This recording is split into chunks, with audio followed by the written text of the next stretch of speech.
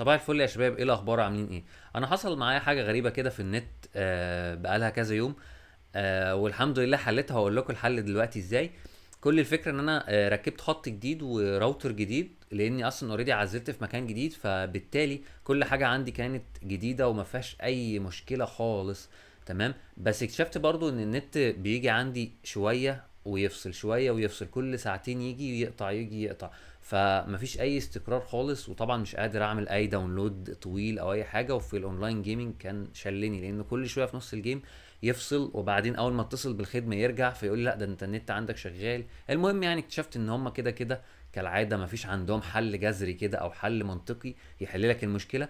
فقررت ان انا احل المشكله دي بنفسي، واكيد انت عندك نفس المشكله دي، او لو انت عندك نفس المشكله دي تعال شوف انا حلتها ازاي.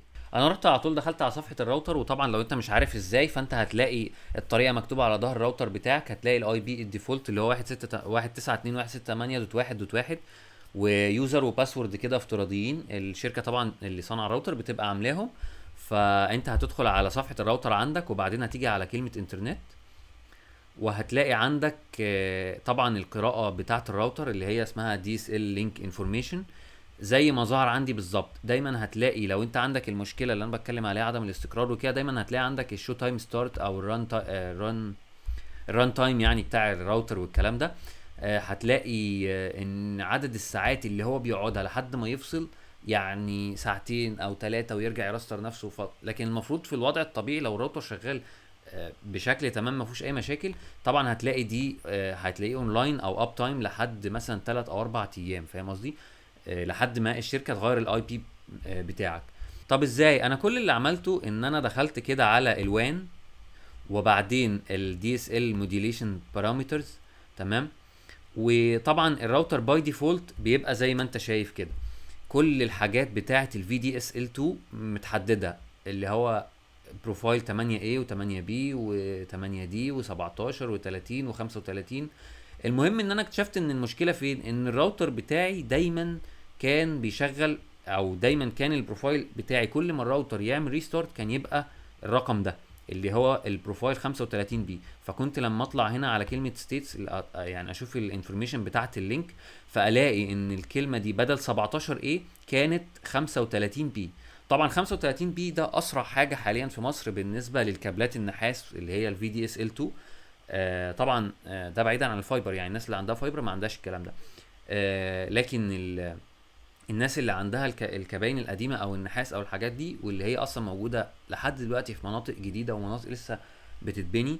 المهم يعني بيبقى الراوتر اصلا عشان الراوتر يعني حديث شويه، او الراوتر اقوى من البنيه التحتيه طبعا المعفنه الموجوده حاليا في بعض المناطق اللي انا فيها حاليا. آه، بتبقى الراوتر دايما بيختار ان هو يشغل البروفايل اللي هو 35 بي اللي احنا قلنا عليه في الوان هنا اهو. تمام. البروفايل ده مشكلته ان هو بيشتغل لما يكون العزل اقل حاجه. تمام. علشان البروفايل ده يديك اقصى سرعه يتحملها خطك تبقى عاليه، يوصل لحد 130 و140. بس لو انت مشترك زي حالاتي في سرعه 50، فده هيبقى انسب بروفايل ليك.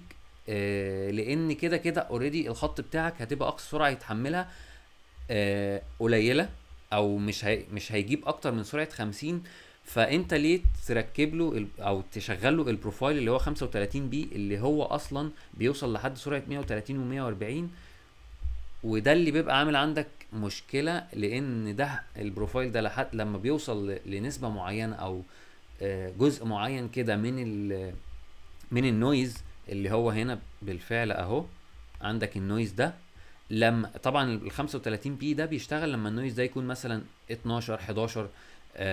فطبعا بيشتغل تمام. لكن انا بما ان انا النويز عندي اصلا 20 و18 و19 او في الرينج ده يعني، فافضل بروفايل كان عندي بيشتغل اللي هو 17 ايه. طبعا انا اول ما اخترته انا طبعا عشان يعني اعمل فيديو فانا عملت ريستارت للراوتر وجربت كذا حاجه برضو عشان اكون متاكد 100% من المعلومه اللي انا بقولها. فده سبب ان انت شايف ان انا عندي ايه الاب تايم 5 ساعات. بس هو حرفيا ما كانش بيوصل اصلا 5 ساعات دي، ولا عمري شفتها من ساعه ما اشتركت في الخط ده، الا بعد ما عملت الحوار ده اللي هو غيرت البروفايل وخليته 17 ايه. فلو انت عندك عدم استقرار في الخدمه مستحيل خدمة العملاء تعرف تخدمك او تعرف تفهمك ايه المشكلة، لان هم غالبا مش فاهمين المشكلة، او مشغلين ناس مش فاهمين المشكلة، الله اعلم، انا مش عارف. بس عامة الحوار ده هو المشكلة، وهو في نفس الوقت الحل. غير البروفايل بتاعك وخليه 17 ايه. وانا بقترح ان انت لو عندك نويز اعلى من اللي عندي كمان، يعني مثلا النويز بتاعك مثلا معدي ال20 او معدي ال20، 25. في ناس عندها النويز 28 و27 وحاجات زي كده. لو وصل لليفل 27 والحاجات دي، هيبقى انسب بروفايل ليك هو البروفايل هتلاقي 8A او 8B او 8C او حاجات اللي هي دي، فاهم؟ آه، ده بالنسبة للناس اللي مشتركة على خطوط VDSL2 زي ما انا عامل هنا بالظبط اهو.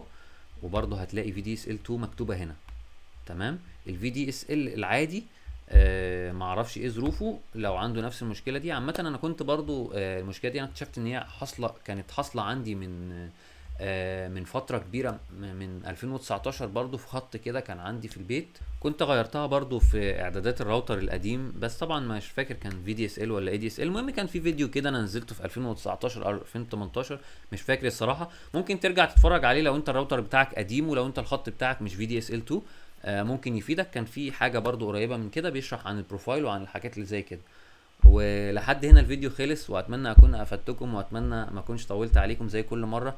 ولو انت استفدت من الفيديو، يا ريت تعمل لايك وتشيره لحد عنده نفس المشكله عشان يستفيد برضو نفس ما انت، ان شاء الله تكون مشكلتك اتحلت. ولو في اي استفسار او اي فكره او اي اقتراح عايز تقوله في الكومنتات، ده شيء يشرفني جدا، وبرد على كل الكومنتات. وشكرا، سلام.